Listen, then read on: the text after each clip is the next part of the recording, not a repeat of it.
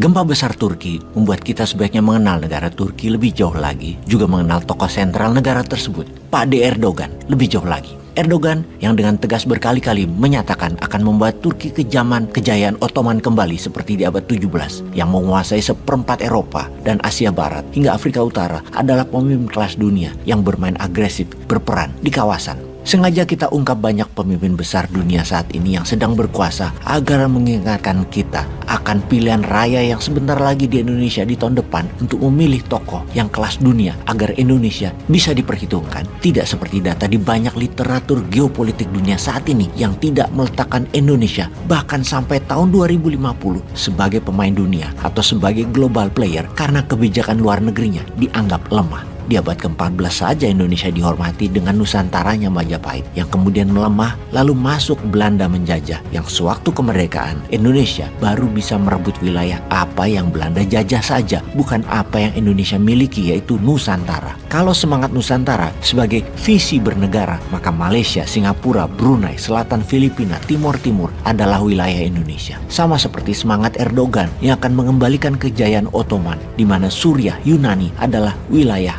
asli mereka. Juga ketika Great Rusia di bawah Tsar Rusia, maka sampai Polandia wilayahnya. Ukraina adalah wilayah di bawah Kekaisaran Rusia. Kita kembali ke Turki agar menginspirasi kaum muda bahwa Nusantara wilayah kekuasaannya lebih luas dari Indonesia. Mengingatkan kita adalah sebuah negara besar yang dihormati. Bukan seperti era reformasi ini yang harusnya sudah selesai. Kita kurang dihormati. Kembali ke Turki, pada tanggal 13 November 2022 kemarin, bom besar menewaskan 8 warga sipil dan mencederai 80 warga di Istanbul, kota terbesar di Turki. Peristiwa tersebut merupakan pancingan termurka seorang Erdogan. Kelompok separatis Kurdi yang berada di wilayah tenggara Turki dan utara Suriah adalah tuduhan dalang penyebab bom tersebut. Kelompok PKK atau Partai Pekerjanya Kurdi dan SDF atau Syria Democratic Force, pasukan demokratik Suriah, milisi yang didukung Amerika yang saat ini mengendalikan timur laut Suriah. Sebagian besar pejuang SDF adalah orang Kurdi yang dianggap Turki sebagai cabang atau underbow dari Partai Pekerja Kurdistan, PKK tersebut yang dilarang di Turki. Seminggu kemudian Erdogan memerintahkan pasukannya menyerang sepanjang perbatasan selatan Turki dengan pesawat pembom di kota-kota sepanjang perbatasan di wilayah Suriah seperti kota Tal Rifat, Ain al-Arab, Cizre, Hakurt, Kandil yang merupakan wilayah populasi Kurdi dihujani bom dan roket oleh Turki. Kemudian di tanggal 21 November 2022, pasukan darat Turki masuk 30 km jauhnya ke dalam wilayah Suriah, menginvasi wilayah utara Suriah yang di dalam agresi militer hal ini disebut sebagai Deep Safe Zone, pengaman wilayah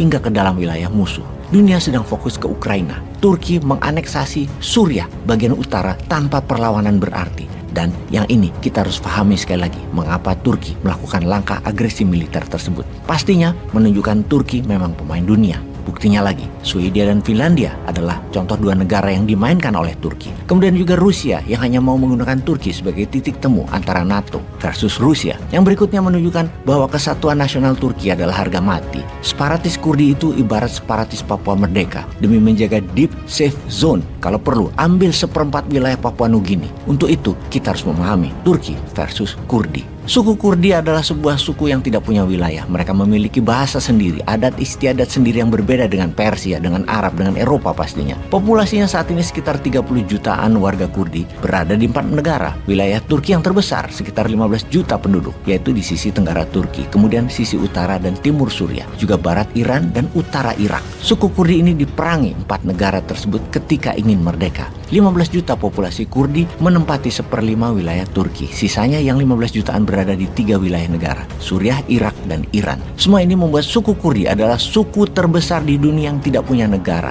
Mereka sejak ratusan tahun ingin membentuk negara Kurdistan. Namun Kurdi yang diperangi dengan brutal oleh Iran dan Irak misalnya, yang melarang bahasa Kurdi dipakai atau dihukum, Kurdi tetap bertahan dengan siksaan berat hingga saat ini. Saat ini kekuatan Kurdi ada di wilayah Suriah sisi timur laut dan utara Utara, mereka merapat dengan ISIS dan mendapatkan senjata dari Amerika. Di mana kekuatan militernya menguat, diperkirakan mereka akan meluaskan wilayahnya ke Turki, Irak, dan Iran. Dan kalau hal ini terjadi, maka Turki akan kehilangan penduduk. Wilayahnya seperlimanya akan hilang. Akan kehilangan pendapatan pajak, akan kehilangan sumber daya alam. Persis seperti lepasnya Timur Timur dari Indonesia yang bernilainya mungkin 1.000 triliun lebih itu Timur Timur. Bisa lepas juga dan Turki jadi rugi. Turki tidak mau hal ini terjadi. Great Ottoman baru tidak ingin hal ini terjadi. Dan Erdogan bayar mahal semua itu demi keutuhan negara kesatuan Turki. Untuk itu, kata Kurds, Kurdistan, dan bahasa Kurdi dilarang dipakai di publik di Turki, hanya dipakai sebagai pelajaran kebudayaan. Tindakan represif tersebut bukan hal baru. Turki sudah lebih dari 100 tahun memberlakukan hal tersebut.